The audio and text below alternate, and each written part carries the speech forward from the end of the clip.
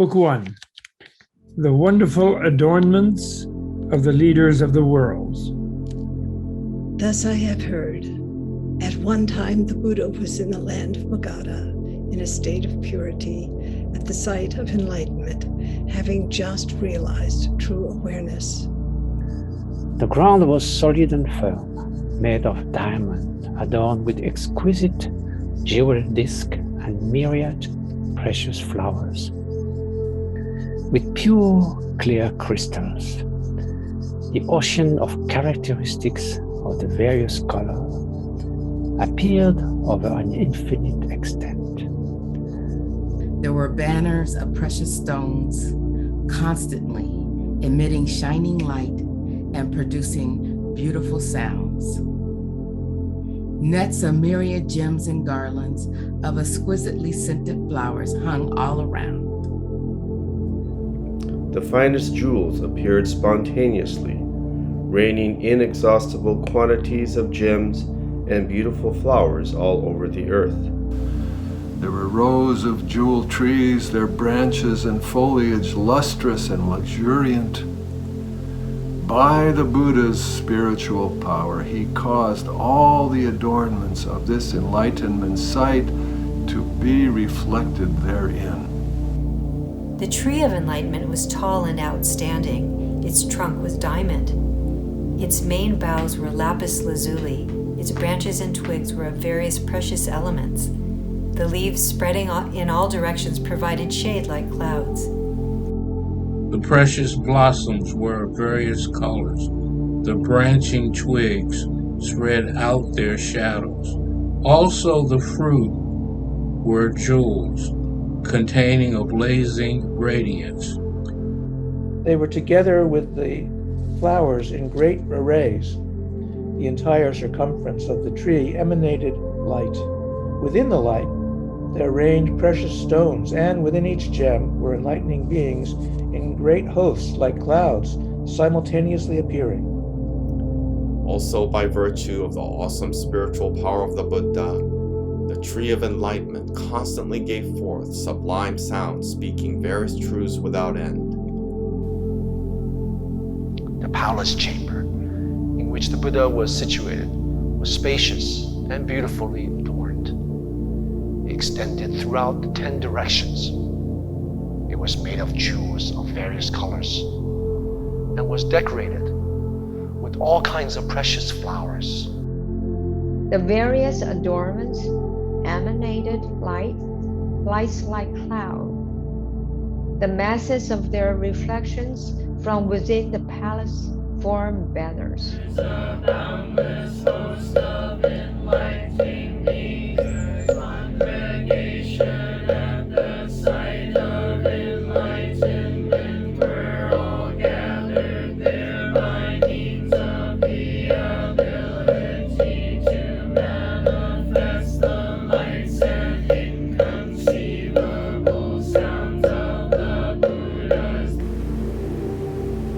They fashioned nets of the finest jewels, from which came forth all the realms of action of the spiritual powers of the Buddhas, and in which were reflected images of the abodes of all beings. Also, by virtue of the aid of the spiritual power of the Buddhas, they embrace the entire cosmos in a single thought. Their lion seats were high, wide, and beautiful. The bases were made of jewels, their nets of lotus blossoms, their tableaus of pure exquisite gemstones. They were adorned with various flowers of all colors. Their roofs, chambers, steps, and doors were adorned by the images of all things.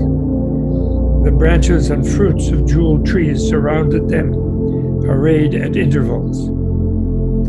Clouds of radiance of jewels reflected each other. The Buddhas of the 10 directions conjured regal pearls, and the exquisite jewels in the top knots of all the enlightening beings all emanated light, which came and illuminated them. Furthermore, sustained by the spiritual power of all the Buddhas, they expounded the vast perspective of the enlightenment. subtle tones extending afar, there being no place they did not reach. At that time, the Buddha, the world owner one, in this setting, attained to supreme correct awareness of all things. His knowledge entered into all times with complete equanimity. His body filled with all worlds, his voice universally accorded with all lands in the 10 directions. Like space, which contains all forms, he made no discrimination among all objects. And as space extends everywhere, he entered all lands with equanimity. His body forever sat omnipresent in all sights of enlightenment. Among the host of enlightening beings, his awesome light shone clearly, like the sun emerging, illumining the world. The ocean of myriad virtues which he practiced in all times was thoroughly pure, and he constantly demonstrated the production of all the Buddha lands, their boundless forms and spheres of light extending throughout the entire cosmos equally and impartially.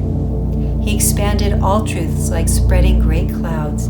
Each of his hair tips was able to contain all worlds without interference, and each manifesting immeasurable spiritual powers, teaching and civilizing all sentient beings.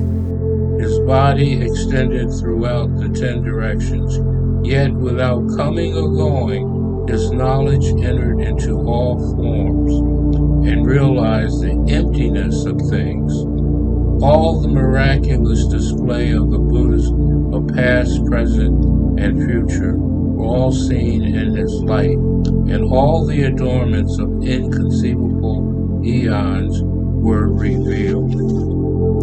There were great enlightening beings, numerous as the atoms in 10 Buddha worlds surrounding him. Their names were Universally Good, Samantabhadra, Light of the Supreme Land of Universal Virtue,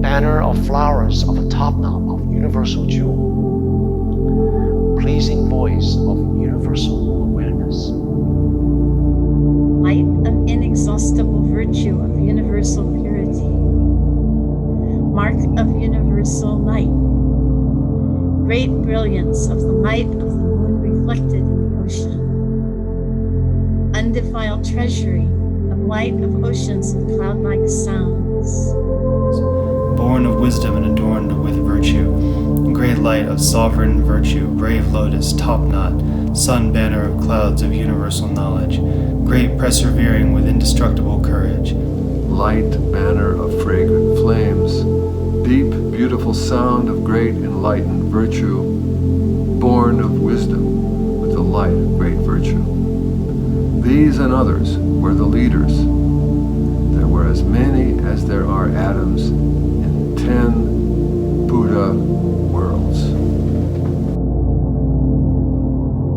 May our intention equally extend to every being and place with the true merit of Buddha's way. May the merit of our chanting be dedicated to the enlightenment and peace and nirvana of the great translator Thomas Cleary.